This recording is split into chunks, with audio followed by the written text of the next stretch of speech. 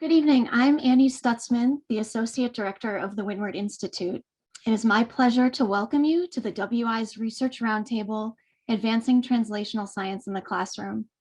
What started as a conversation with members of our team and one of our panelists, Emily Solari, quickly transformed into an idea for a timely public group discussion with this dyslexia dais, if you will.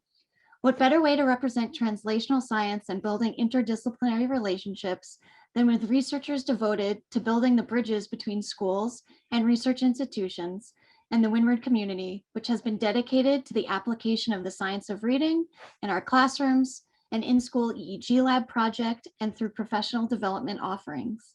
Before I introduce our panelists for the evening, I share the floor with the WI's Research and Development Director and host of Read podcast, Danielle Scarano, who will speak about ways that you as the audience can engage in this ongoing conversation.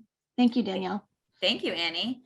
Hi, everyone. In planning this webinar, this team of panelists and our moderator, Jamie Williamson, as well as the team at the Windward Institute, want to continue to engage with you as we move forward with translational science and translating applicable research into school settings. So we encourage you to post your live questions and comments, and Annie and I will facilitate a few question and answers if time permits at the end.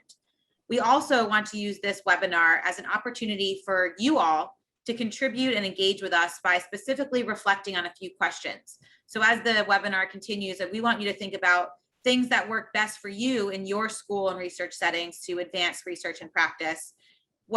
Think about what leaders and teachers respond best to in translating research to practice. Some things that you might also want to think about are what things that you wish would happen to further the science of reading in schools and evidence-based practice. And then finally, tell us what you need to advance the science of reading and evidence-based practice in classrooms. And we will definitely be posting these questions in a follow-up survey after this webinar, and we just look forward to continuing to engage with you. Annie, would you like to introduce our team of panelists? I sure would. So the mission of the WI is to increase childhood literacy rates by disrupting the educational status quo to save more lives. And we have quite the panel of disruptors. Each of their impressive bios could take an entire hour, and we encourage you to dive deeper with their individual as well as collaborative research after the webinar.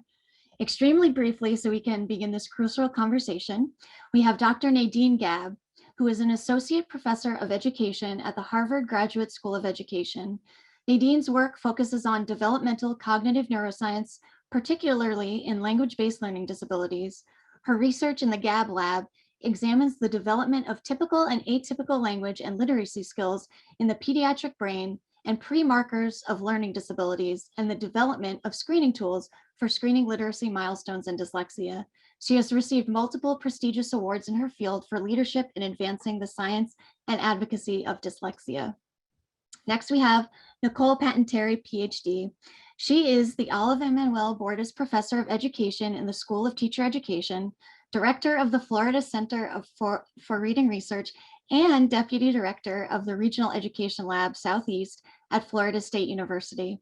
She currently serves as an Associate Editor for the Journal of Learning Disabilities, a board member for the Society for the Scientific Study of Reading, and a fellow of the American Speech Language Hearing Association.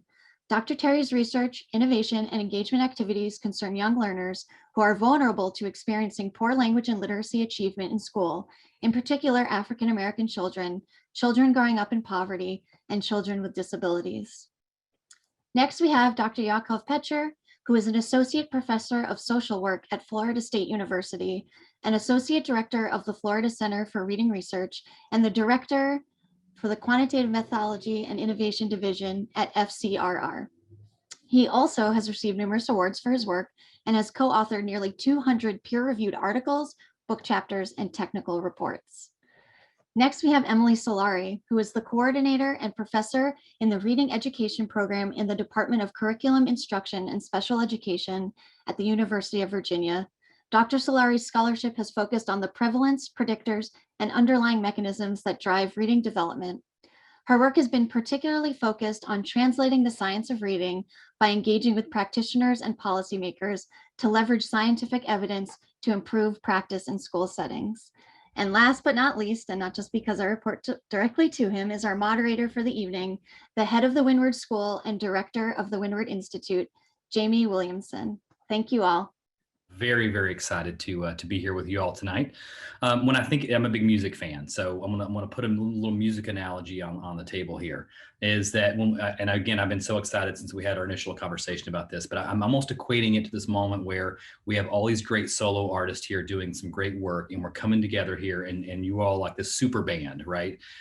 With all these sort of kind of coming together, kind of bring your power together to do some good in this world. And so I'm really excited to be here today with this, what I would consider the super group here. And so as we get started here, I'd love for you, I appreciate Annie's kind of summary of where you're coming from and some of the work you've been doing, but I would love to give you a chance as we look at this, starting the conversation today, to kind of introduce yourselves, talk a little bit about the work that you're doing in your current sort of in respective positions. And I can call on folks, or we can just jump right in.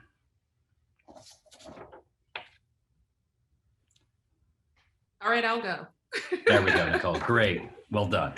So my name is Nicole Panteri. I am a professor of reading education in the School of Teacher Ed at Florida State University, and I am also the director of the Florida Center for Reading Research.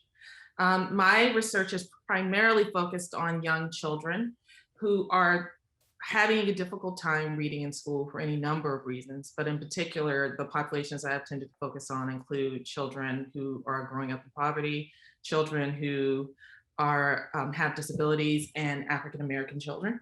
And so much of my research has focused primarily on dialect variation, and so how it is that children who use different spoken dialects, how that might be associated with how they learn to read and write and how well they perform in school, but also focus more recently on systems level issues associated with the education of these populations of students. So for example, looking at preschool to third grade and how we travel that pipeline from preschool to third grade and create seamless pathways for children to experience schooling and to really get a return on investment on all of our the work that we do with young children before they enter school, for example. So that's really where my work has been headed, and heading in that way has meant that I've started to engage in many more partnerships, both in schools and outside of schools, to improve outcomes for young children. Excellent. Thank you so much. Who would like to go next? Oh, no, you go, Emily. You unmuted first. Go ahead. Sure, I'm Emily Slary. I'm a professor of reading education at UVA, and my work really focuses on working in classrooms to implement evidence-based practice and studying that implementation. So how can we figure out for whom and under what conditions things work in authentic classroom settings? And then I also do a lot of work around how do we develop teachers who understand the science of reading, but also how to implement practices that are evidence-based. So both in pre-service, teacher preparation programs, and also in service. In my week, sort of the content area of my work has been looking at subgroups of kids who have difficulties learning how to read, so those who have early profiles of risk, English learners, kids who are diagnosed with autism. And so how do we think about both their developmental trajectories, but you also use that information to develop efficient and effective intervention and instructional practices. Thank you. Yeah, so I'm Yakov. I'm an associate professor in social work at FSU. I'm at FCRR with Nicole, and with Nicole kind of saying like part of her work is infused by partnerships with communities, and Emily, you're talking about working with teachers. I like to do my work in the science of reading with data sets. I like people as data.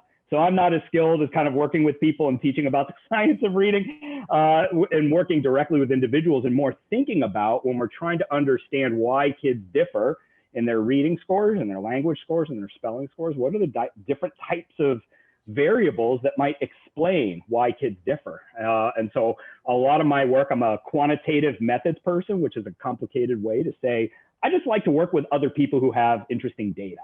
And I like to unpack data. And I like to look at what predicts outcomes. I like to try to help scientists understand what works. So when they're doing experimental designs, how do we separate signal from noise? What seems to be working? What doesn't seem to be working? I like to think about creating tools and doing analyses to make sure that the ideas that are inherent to our theories that have evidence behind them? How do we create tools that can have strong data behind it? So when thinking about early identification, developing screeners, diagnostic tools, I really like to think about the intersection among kind of like the science of reading with theory, thinking about quantitative methods, data analysis, and then technology.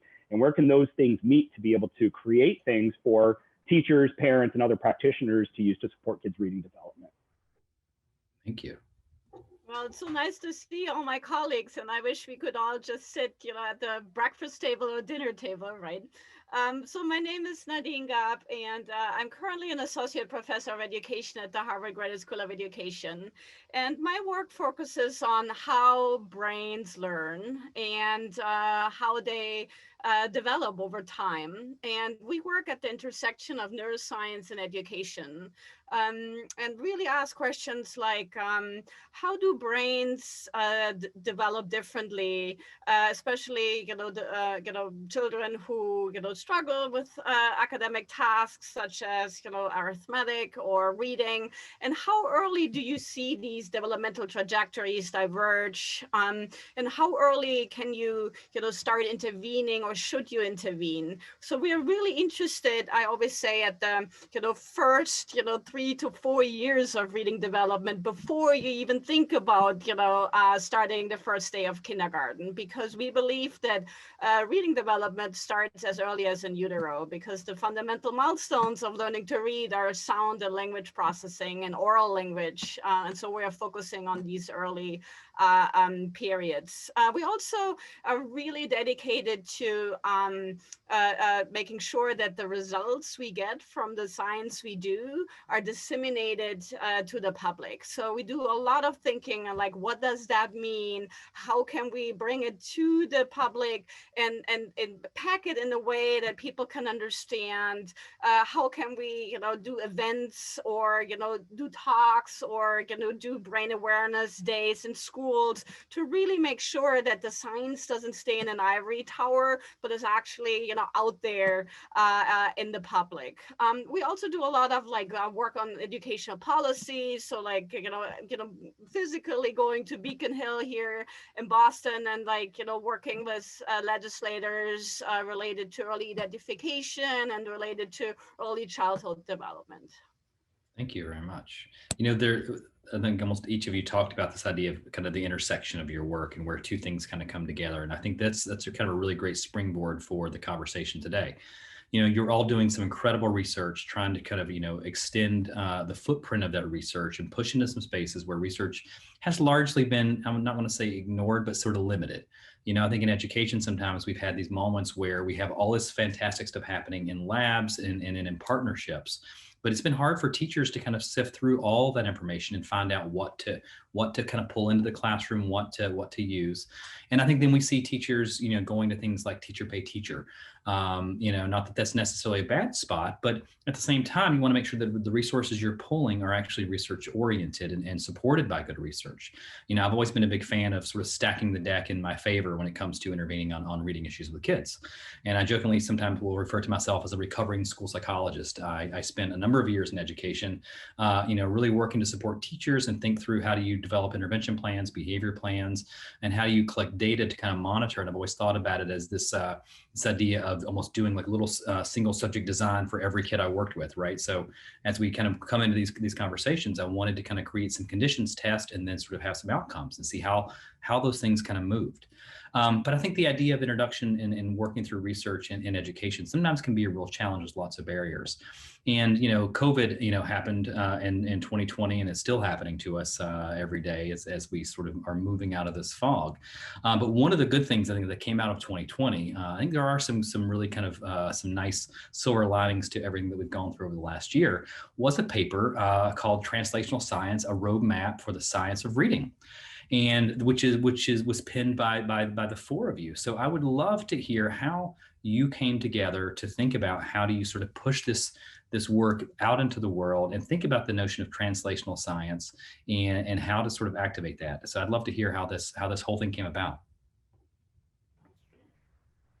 Yeah, so I think in part, and people can sort of fill in the gaps, right? Because like any good story, it's kind of like the elephant problem, right? You're feeling around the different parts of the elephant. And so who actually knows how what actually happened, but at least one of my perspectives is, I've really had the privilege of working with sort of Emily, Nicole, Nadine in different contexts. I mean, for the last many years, like Emily and I met in grad school at a conference, and we started talking about our research. There was some natural collaboration there. Part of my background is working with people. Like as a quantitative methods data guy, you're always looking for the person that has data. And so I've been very fortunate to find like brilliant people doing different aspects of basic research science in sort of innovative ways. And working with Nicole and Nadine, especially in the last 5 years or so, there was this pattern that I think we were all starting to see in each other's work, which is we're sort of discontent with the way science typically goes. It shouldn't just be about applying for a grant, getting a grant, doing the good work of the grant, publishing papers about the grant, and then you move on to the next grant. It's good because it helps advance science, but is it helping to advance people's use of the science?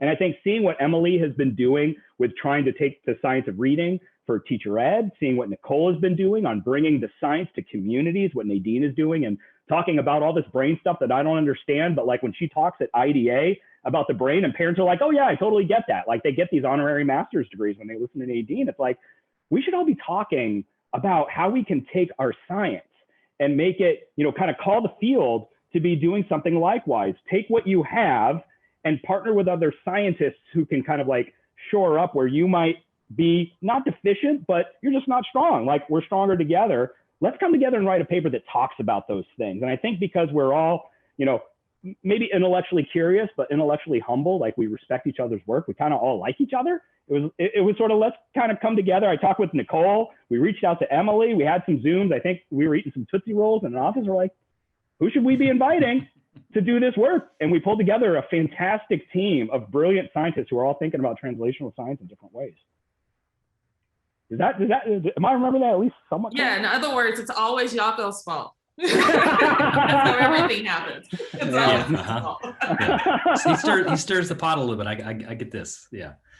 And so I appreciate the relationships on the table that really helped bring you all together. And as we think about this idea of partnerships, and Jakob, you said something really important, is that, the kind of the humility behind this, right? This work is bigger than me. We have a great program. We serve 940 kids across New York City and Westchester area. We do some really great work, but this work is never about me. This work is about the kids we're serving. And what I love about this conversation is that this work is not about you. This work about how do we get the science out here, right? And really kind of letting go of a little bit of that to kind of come to the table. And one of the things I talk about in our leadership team even is that because this work's bigger than me, I need a lot of hands to get my arms around this. And I think that the problem of solving that we're trying to solve here on the table of really moving the needle in this country around reading and around sort of how do we leverage neuroscience to do this work is going to take a lot of people coming together, having conversations in ways maybe we've never had before. Because I think that the old ways of solving this problem are clearly not sort of integrating research in every classroom in America right now. I think it's innovative ideas like this that are going to help push this forward. For those of you who may be joining us and sort of wondering, like, what is translational science? So how can you give us kind of the high level, the big broad stroke definition here of how you're sort of defining translational science? I love the phrase.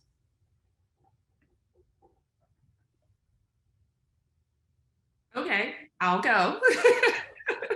I think we are really leaning heavily on our colleagues at the National Institutes of Health, right? And they have certainly moved much further than we have in the field of education in thinking about translational science.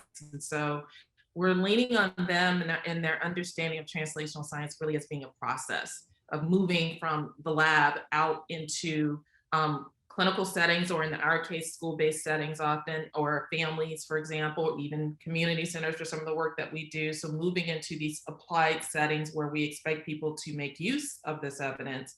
And then also moving on to the next phase of that, which is really getting to scale. It's about getting population level outcomes. So when we talk about, for example, improving third grade reading scores, that's what we want to get to. So how do we move from what we're finding in the laboratory space into real world settings to get positive outcomes that is intended from this research from those end users or the population we expect to benefit from it. I think it's important to keep in mind that what we're not talking about a linear process. This is a recursive process. It's an iterative process. You're constantly moving through different phases as new findings come on board, as new innovations come on board. You're constantly going back and forth and testing and retesting, but always moving that train towards getting population level outcomes. I also think the other important thing about what we're talking about is really trying to lift up and push forward the notion that dissemination and implementation science are a part of the translation process, but they're different, right? Just implementation science is much more about the study of the methods that are necessary to get folks to take up and make use of this evidence base. And there's a science to trying to understand how that happens. Dissemination is much more about spread. It's about disseminating that evidence base and what are the best approaches and ways in which to disseminate to different audiences. And there's a science for that too. The public health field and largely in medicine, we've seen them really move forward in the last 20, 30 years in making use of translational science, dissemination science, and implementation science. Education, I think, is really just starting. Really taking, I think, the baton from our colleagues in child welfare and school and social psychology, where you started to see people move in that direction as well. And so we're trying to push that forward in education and use that model in a way that applies for our field, because our fields are different. If I can add just one other really important aspect that I want to point out, and it may be obvious because we're all here, but part of this is that it's a team effort. And I think that's a really, really important underlying, it's like a core thing here. Like, we don't know everything. There's not one person knows everything. I have no idea what Nadine does all day long. She probably is not clear on what I do all day long, but we can come together and talk about how do we coordinate our science and talk about our science to translate that to the field. And so that's a really, really important part of this, because I actually think, in my mind, in the reading world, translation actually happens in two places. It happens between basic scientists and applied scientists, and then the field. And so being able to have these conversations within universities about what is Nadine finding about how brains are functioning when they're reading, or what are early risk factors, and how can we translate that within schools and colleges of education to better prepare our teachers with the knowledge around that, and how do we then translate that to actual practice in the classroom? I think there's like potentially multiple steps here that we need to think about. Yeah, thank you, Nicole and Emily. I think you really brilliantly described it. I think, it really comes from the medicine, world, where we have the traditional from bench to bedside. And so I'm always, struggling with the, right analogy in education, maybe from like desk to, or from lab to school desk, but it's a little bit more complex there. I also think that we need to look at this literally, because we are translating something, right? So I think it's really important that we make it accessible to the public. I think that's a really important piece, because you can try to translate and you can try to like bring it into the concept. If the people who need to know about it, the people who need to implement it, doesn't know what it means, doesn't understand what you're talking about, it's completely useless. I think we shouldn't forget this literal translation piece of it as well. And I think that's where some of the things that I think, our group has been pressing in on that advances the way that the NIH and the National Center on Translational Sciences has been thinking about this is, that National Center thinks about sort of community adoption of best practices through a translational scientist. And so they are in part thinking about translational science as its own discipline, which is it's atheoretical. It's more about scientists that are being trained to be researchers, good communicators, process innovators, systems thinkers. It's people that aren't necessarily, let's say, for example, they wouldn't necessarily be steeped in the science of reading, but they would be able to think about what rigorous research is. How might you go then play with people in social work or nursing or medicine or somewhere else? And then how do you take all of their work and translate it for adoption? And what we're trying to advocate for is we just kind of want to say, boy, that's really hard. That's a lot to place on if you're a new assistant professor and you want to step into translational science. Now all of a sudden you got to add these 6 other things. Like I want to be a methods maven, right? I want to do that. I don't want to be a skilled communicator. I don't have time for that. Like, that's why I work with Nicole and Emily and Nadine. Like, I just want to talk about data. And so when we think about doing translational science through team science, we think that really helps kind of launch this translational science paradigm forward, because it doesn't put it all on one field, on one discipline, or on one person. Yeah. Thank you. You know, I think that the idea, this notion of the team sport and how interconnected the disciplines are in the conversation, you know, having interviewed teachers for the better part of the last 15 years and sort of for new jobs, you know, I've yet to sort of sit down with somebody coming out of an undergrad or even graduate school, sometimes with degrees that would lend themselves to thinking that they have some expertise in reading, and they really don't have the expertise at all on how to teach reading.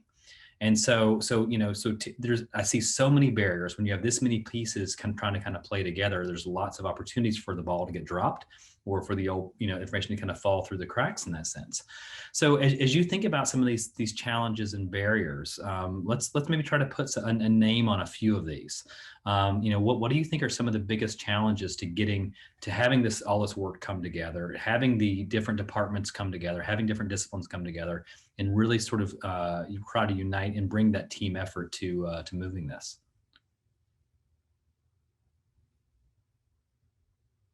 Well, one barrier is definitely that, I can think of a few. Oftentimes our research questions are pretty narrow, right? They're focused on the things we know or understand or are interested in, the populations we know, understand, or interested in, or even have access to.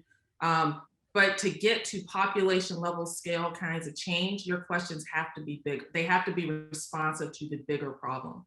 And you have to figure out how to bridge that. And that often requires you caring about, and I don't mean that in a negative way, we obviously care about the bigger picture, but it does mean attending to things that are beyond your narrow focus, and attending to conditions that are beyond your narrow focus. And that's hard to do. It's one of the reasons why we suggest a team. It's really hard for me to try to get another PhD in another thing, right? So, or develop the expertise necessary to make the decisions that a principal makes every day. I can't do that, right? So we have to figure out ways to bridge between our narrow focus and the bigger picture. I can follow up just a little bit on that. I think historically, and I don't mean to offend anyone on this call, but scientists have been pretty bad about talking about their science to the public. And when we fail at that, you know, our science really goes nowhere. And those of us who came into education, we came into education because we want to make a difference for kids, but we are never really trained on how to translate our scientific findings for the field. And so I think part of this is really building up a new generation of reading researchers and scientists who are trained to do that. And that's something that I've talked about with multiple times with folks on this call. And then the other barrier I would say is, you know, I think it's one thing to build teacher, administrator, policymaker knowledge around the science of reading, scientifically based reading instruction, evidence-based screeners. It's a whole nother thing so they can say, okay, yes, I understand what you're saying to me. I understand that we need to change practice in some way, but where do I go to get the stuff? Where is the reputable material? Where do I go? And how do I know that it's a good or a bad? Is it aligned or not aligned with the scientific evidence base? And I don't think that we have, as a field, have been very good about helping practitioners negotiate that, or even how to think about that. You know, I think that's a wonderful point. And I'm sorry, Nadine, you were going to say? Oh, you go ahead, Jamie. You know, I think it's so often of like the curriculum director in a really large public school district, you know, setting down, looking at the myriad of textbook options and program options that they could bring in for a core reading program. And, you know, in their minds, someone who's not them probably sat down and did the dive on, is this research based, right? Is this based in good science? And I think there's a lot of assumptions between that sort of act and the printing of that material that had happened, where we lose that guide. And so I keep coming back to this idea that how do we train folks in those critical roles to be good critical thinkers? What questions should they be asking? What things should they be pursuing? What resources should they be accessing on that? I think it's just another layer of challenge that that the problem would present with. So, sorry, Nadine, please. Yeah, I think also a really important aspect in this is mutual respect. And I've been saying this over and over the last couple of months or years, right? So I think what, translational science has done for a while is to like do top down, like we know everything and we're going to tell you now what to do, right? And I think that's completely the wrong approach. The approach is to, listen and have mutual respect and learn from each other, to have like roundtables where you learn from what works in the classroom, and then you can say what science has shown and try to put this together. So it's teamwork that also includes the experts in the classroom, right? And so I feel like this is often forgotten, and often it's in a district on top down that the administrators decide, so you're going to implement this new screener and you're going to do it next week and it's going to be great, and here's your training and you do this on a Sunday afternoon. I think we need to start with mutual respect and start with seeing like who's in the room, what is what is our expertise, and how can we bring this expertise together to follow one goal that we all have in common.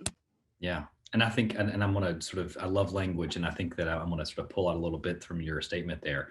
It's this idea of expertise. I think sometimes there's this idea of, are you an expert? So if you're an expert, is that top down. I'm bestowing my expert knowledge on you.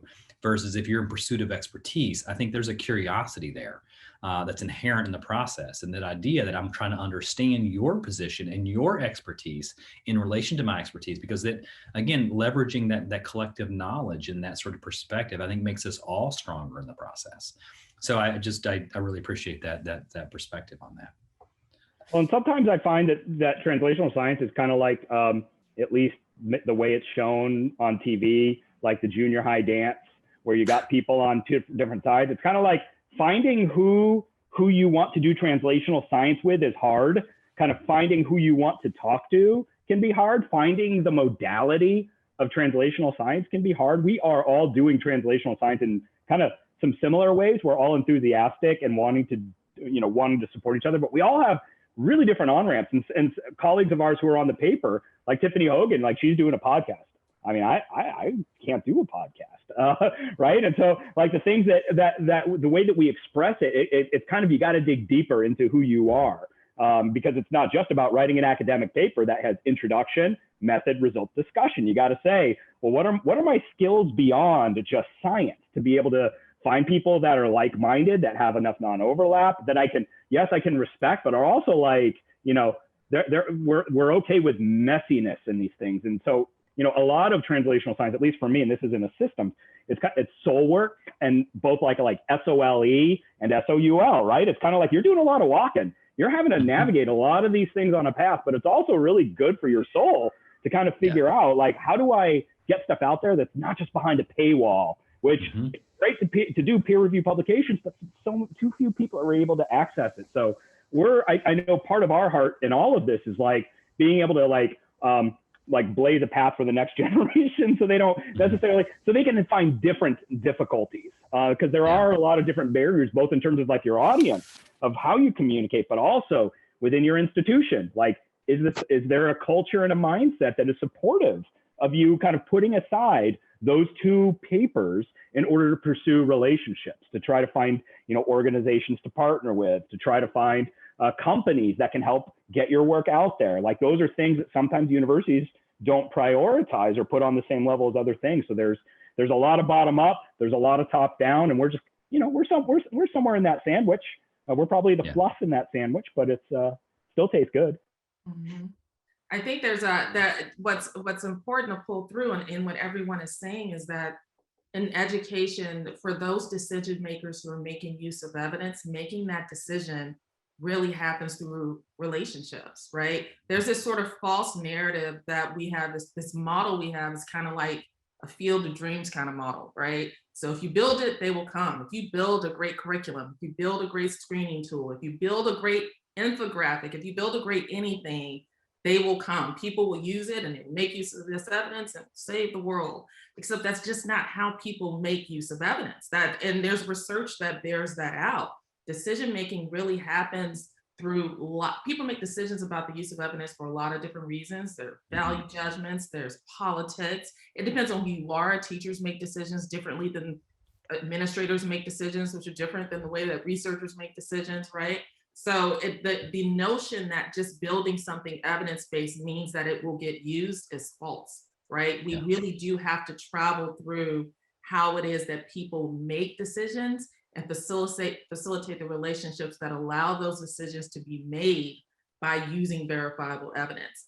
And know that they always won't do it that way either, because it's not an all or none, right? There's a lot of gray area in between here that we are all navigating together. And you have to be willing to stay with it and stick with it and sit with your partners to help them use what you're making available for them.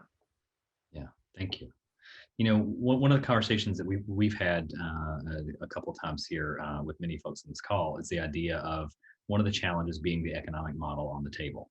So I think you referenced it earlier, Yakov, this idea that, you know, you get this grant, you do the research, you know, you do a great job, you publish the research gets cited, you move on to next problem, right?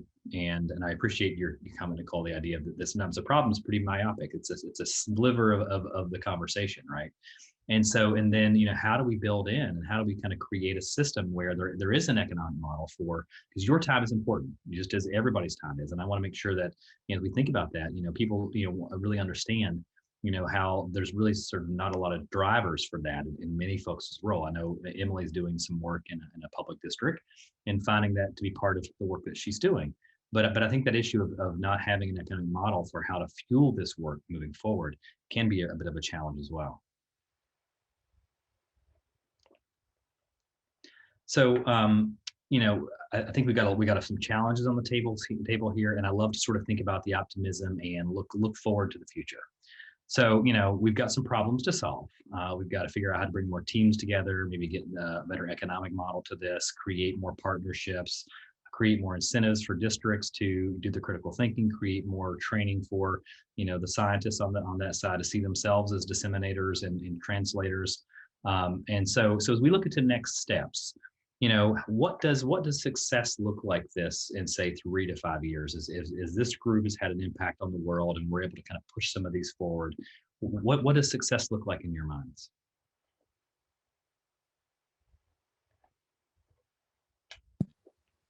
I think, you know, for me, success would look like that we built a pipeline from science to practice that works, right? That has that is, you know, fast, that is accurate, that, you know, includes like really good ideas and solutions. I think just building this pipeline would be a success for me. Building a pipeline where we have the ability to disseminate and bring things into practice and try them out and see what works, what doesn't work, and bring it back.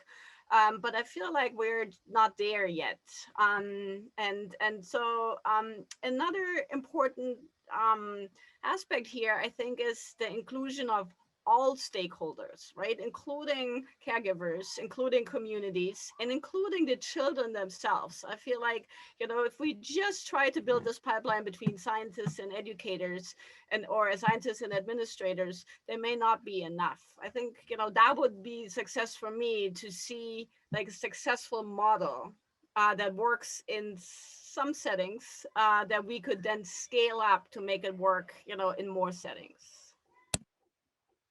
Yeah, I would agree, and I'll just add on to that I think part of that means success would mean you would see the development of these competencies that we associate with the ability to translate science and research into practice, that you see those competencies being built up in researchers and practitioners and families and pediatricians and community partners, anyone who's at this very large table that we do think you need to build in order to facilitate translation, especially for vulnerable populations. Vulnerable populations tend to be touching more than one sector, right? More than one provider, more than one person who is necessary to ensure we get the outcomes we want for them. which means we need to see those competencies in lots of people, right? And not just researchers and educators. So I think if we can start to see these competencies being built up, this capacity to work in this way collectively together, we can probably get further faster. And oh, go ahead. No, I just to follow up sort of collective notion of this. I think one thing that we said in our paper and was that we all need to rally around this sort of collective goal, and that kids should be able to learn how to read in whatever setting they're in and wherever they're getting their services. And that's, that's sort of that's a core part of this. It seems easy, but clearly it's not. So sort of we need to rally around that, and we need to keep our mind on that. That's the end game here. And, that happens through real genuine collaborations between researchers and practitioners, between researchers and parents and all community groups and all the different, all the different stakeholders. And those collaborations, they only really happen through trust. So we have to be able to trust each other, that we are all coalescing around, this is our end game. We want kids to be able to learn how to read, and how do we get there? Yeah, and I like what all three of you said, because Nadine, it's the idea, like, we want to build bridges, right? And so we're thinking about where we are and where the stakeholders are. Like, we need bridges to get there. We need roads, right? Because we need paradigms. We need vehicles, right? Like, we need a mode to be able to drive on the road to cross the bridge. And what do those things have in common? Like, you need funding to build those things. We need other organizations outside of NIH. Like, NIH is great because they do provide funding primarily in biomedical research. We're thinking about translational science. What could that look like in education? What can that look like specifically in the science of reading that can help scientists be thinking about these issues, develop the paradigms, think about the types of bridges that could be built, like Nadine is saying, that could scale. So that way, it's not going to be perfectly replicable, because there's so much variability to say that what's going to work here is also going to work there. But maybe we can figure out develop something that works in a lot of contexts. And from that, you can then start to drill down and localize in other contexts. And so it's, how do we have, federal funds or state funds or foundations had to start thinking that translational science is a worthy investment in some ways. I think the other part I have to say that for me too, related to this, that I also think success to me looks like we're not always focusing on or choosing a narrative that's about focusing on fixing a problem, right? We've got to start talking about the strengths that people bring to the table. And not just children and families, but teachers and researchers and other folks who are in this endeavor, right? Oftentimes, folks are in their places of work doing the best they can in the conditions that they have. And almost no one is doing everything incredibly wrong, right? People are often doing things that work for them for what they're doing right now.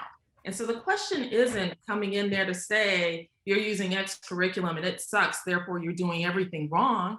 The question really is, let's look at what you are doing and how it is working for whatever population or whatever it is, whatever end you have in mind. And let me see about how we can add to that. How can we leverage that? How can we work with that to get you even closer to the outcome that you want for kids or whoever it is that you serve? So I understand why we use this sort of problem-based approach. I'm certainly guilty of it too. And oftentimes that's where funding comes from. Funding comes from fixing a problem, right? So that there's a reason why we choose this narrative, but we have to start also looking at the strengths that are here that we can leverage to get to the outcomes that we want. Right. And I think importantly, I say this a lot when I'm talking about publicly, is that there's nobody wants to get reading wrong, right? Every teacher wants to get reading right. Every parent wants to get it right. Every administrator wants to get it right. And so we have to come to the table acknowledging that everyone on the table has good intent, right? And so that's part of the building the trust with practitioners and with whomever's at the table. Everyone wants to get this right for kids. Yeah, thank you for that. And I think, Nicole, I think you're so right. This idea of coming at it from a strength-based approach is just incredibly important. One of the things that I've always tried to focus on in my work with both kids and with programmatic components here is it's hard to kind of start the process of solving an issue, and not maybe solving is the wrong word, right? To addressing to help someone grow when they don't see that they need the growth at all, right? So when you think about the teacher in the classroom in any public school in America, inner city, rural, suburban, when you think everything's great, it's hard to say, well, maybe I should actually sit down with Nicole and talk through, like, what could I do better? What am I doing a little bit that could be improved upon? So, and I think that sometimes the data we put on the table at the state level at times or at individual level doesn't help us tell that story a little bit.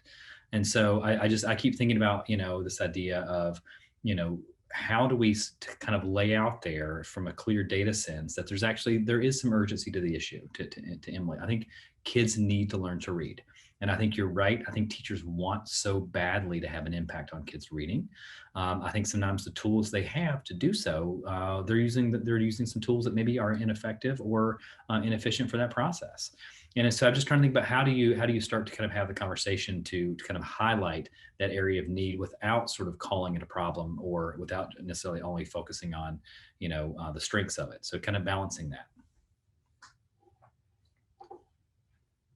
So for myself, when I've been in those scenarios, my first question is always, okay, so show me what you're doing. Show me what's working. Show me how you know it's working, right? And I'm not coming from it or into that conversation with a gotcha moment ready. Yeah. To bring out my big science book and say, see, you're not doing it, right? I'm not coming from it that way at all. It really is an honest conversation. I want to learn from you what it is that you think you're doing, that you think you're getting success at. And I never met a teacher who thought that everything that they were doing was working. But I have met every teacher who's thought that some of what I'm doing is working. So let's talk about what you are doing that you think is working, and then let me know how I can help you. And be willing to be there when they say the thing they need help with isn't reading, right? Yeah. But if they come to you and you walk in and they say they need help with Algebra 1, and I am not the person to get that for you. But I do know people, because I work at a really big university in a college of education with people who must know about teaching kids math. Let me see if I can get those resources to you. And I keep coming back, and you keep coming back, and you keep coming back. And eventually you get to the point where we can talk about the things that might have brought me there, though it might not have been the reason why they wanted to see me, right? So I still think you can start from a position of honoring and respecting their authority, their expertise in their space. And eventually with time, you do get to the place where you think you want to be helpful and can be helpful. That's how you build the trust. Yeah. And Nicole, I think the other side of it is interesting as well, because, not just on the, here's what we think works, and then you're kind of going in and trying to understand it, but it's, well, why didn't this work, right? We read this paper, we did this thing, and it's not translating. What did I do wrong? And it's like, sometimes it had nothing to do with, you could have 100% fidelity in what you implemented. You did a great job, implementing the way you were supposed to. But sometimes there's a lot of different factors that explain why something doesn't work when it had a rating, from What Works Clearinghouse or from another clearinghouse that said this was an effective intervention. We can go in and normalize that occurs often. We can affirm that it's not the teacher's fault for having done something. We can help them understand contextual factors. And, we can bring the science book, not as a way to condemn, but to help normalize some of those experiences. Yeah. And I have yet to read a paper where the effectiveness of an intervention was 100% of the time. Right. And so I think that's another piece. But Nicole, I really appreciate your perspective on this, because I think it is kind of, as we talk about it, and when we're kind of meeting a child where they are, and showing up, understanding, working to kind of get all the pieces, helping them understand that there's great strength on the table, building that relationship in order to kind of help move all this forward in such a way that you can really help them kind of grow and expand. So I hope, this conversation continues.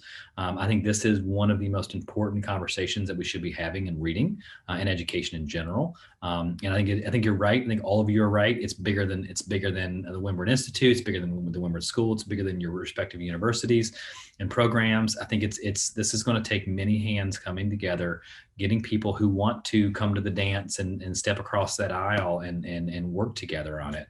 And I think it's going to take some time to do that. I hope that the four of you know the Windward Institute is deeply committed to this idea, and we should continue this conversation and figure out some ways we can partner and think about this moving forward. We'd love to have that conversation. We would too from the Windward Institute. You have Annie and Danielle here just fielding questions from our audience. And I have to tell you, there are many audience members who are engaged parents and educators, school leaders, those that want to talk more about the nuances of research. And thank you all for submitting your questions. There are a lot that we will field to our panelists. But there were a few questions related to next steps. And I know each of you are working in respective contexts. You've seen evidence of success. Emily, when you and I spoke on the READ podcast, you talked about working with educators. Each of you have worked with anyone from speech language pathologists, Yakov, and with social workers, and Nadine with pediatricians. So when you think about the respective, the different contexts that should be informed by translational science, what are evidence of success that you've seen? And what are those action steps that we should be taking first? And in the next couple of months or in the next year that really should be driving this conversation?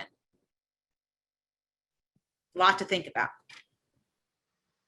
I think one major action step is, increase awareness that we need to do something, right? There's still a lot of people who think everything is fine. My scores look good. Some kids are reading, so I don't need to change. I think we need to, somehow infuse this idea that every field is changing. If your medical doctor would still do what they, did 50 years ago or 30 years ago, you would not go there anymore, right? If we would still build airplanes the same way, if we would still do, many other things the same way we've done them 30, 40 years ago, they would be outdated or even dangerous. And so we need to just, increase awareness that the science has shown us, new research and new results, and that we know more now, and that we need to bring this into the classroom, and that this field has to change as all other fields change over time, and become better and more effective with the infusion of science. I can follow up on that briefly. I think the awareness part is really important. As we sift through state level data in Virginia, I often wonder how many people actually take the time to look at the data. Where are our kids in third grade, and how is that different for different subgroups or different demographics of kids? And this is not about shame, it's about awareness. Because we're not shaming educators. We want people to be aware of what's happening on the ground, and also recognizing that there is no silver bullet here, right? There's no such thing as a silver bullet in the reading world. There are multiple levers that we have to push on simultaneously in order to sort of move the needle on reading achievement. So that what that means is that it takes interdisciplinary work, multidisciplinary work, from researchers to practitioners to parents to community members. And so awareness of what's going on, but also the multiple levers that need to be pushed, I think is really important. And I think for the awareness, the means by which we do that is a big challenge. And so where infographics were great a few years ago, now we have to figure out how to do a TikTok dance of the science of reading to reach the next generation. And it's like, people are laughing, but I'm kind of serious, right? It's like when we're thinking about what connects with people, it's, culture trumps strategy every time. And so so part of what we have to do as scientists who are engaged in this translation work is think about, like, what are the means by which that have some kind of achieved authority in people's lives? Where are they going to get the information? So if we try to create awareness, what does it look like? What does it sound like? It's part of the reality that we can't just write a paper because some people don't have time to read a paper. We can't just do a podcast. We have to be innovative, not just about how we create the awareness, but how we get it out there. So then the only thing I would add, because I would agree awareness is important, and really what we're talking about is dissemination issues are important. And so I want to see us really focus on populations that are vulnerable to not doing well in school, and those who serve them, and getting to those populations, the hard to reach populations, the populations for whom we don't have enough of this science focused on. So what is happening in rural schools, and what is happening for kids who are English, who are multilingual or emerging bilingual? What is happening for kids who are growing up in poverty? What is happening for medically fragile children, right? So there are lots of populations of students out there. When we tend to think about working on solutions, we tend to think about places where access is much easier. And we need to be, if we want to move the needle, the populations we're talking about are populations for whom access to this information and dissemination of this information is hard. But that's where we need to go if we expect to see the needle move. It is not with the populations for whom they can already get this information. And that's going to take some real concerted effort on all of our parts to make that happen.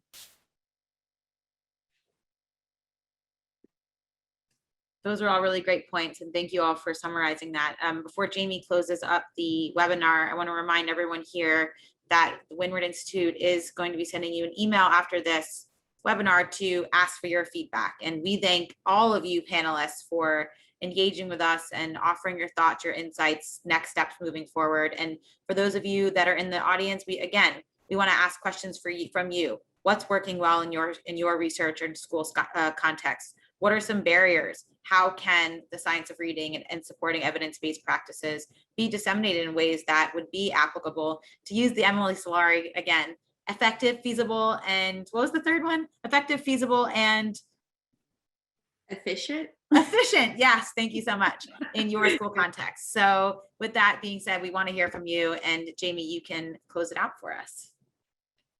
Thank you so much. You know, I keep thinking about the idea that a journey anywhere, right, begins with a single step. And I think that the four of you have taken a big step forward in the process of helping this move forward in the field of education and really working to kind of bring these things together. My hope is that this super group that you all have sort of created here continues to grow and thrive, and maybe even, you know, throwing a little bit of extra folks in there so we can kind of, you know, think about developing and continuing that partnership. I just want to say how much I appreciate each of your perspective and the work that you're doing in your individual fields, but also collectively as a group.